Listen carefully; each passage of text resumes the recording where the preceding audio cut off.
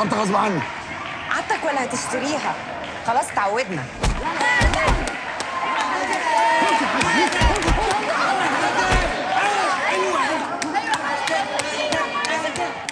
دي مين يا رامي دي؟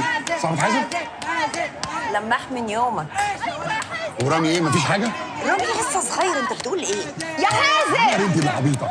هوك يا حازم هوك. يلا.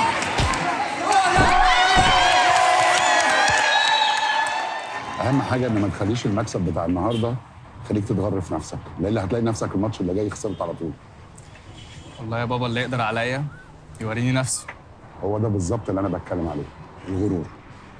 لما بتنجح أكبر عدو ليك هو نفسك، ممكن يخسرك كل حاجة. طب مش تخليه يتهنى الأول بالماتش بتاع النهارده وبعد كده نبتدي محاضرات؟ لا ازاي؟ هو لازم يقطمني كده على طول. أنا عايز مصلحتك.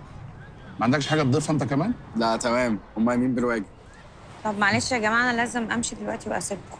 هحصلكم على البيت. يارا مبسوطه اني شفتك قوي. يلا باي باي. باي باي. ايوه. كده الحمايه مشت. هتستفرد بيا طبعا.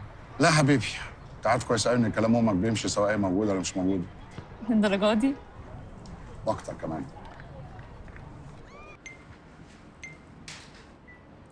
ايه يعني خسيتي سيكا سابك سيكا يوجع اصلا قوي انتي حلوه اصلا قوي خلي عندك امل. ايه امل في السجن؟ اوبا عايز تبعد ابعد خلصانه. يلا باي، وجودك زي عدم. فاكر نفسك واي فاي، انا من غيرك سعيد. ايه سعيد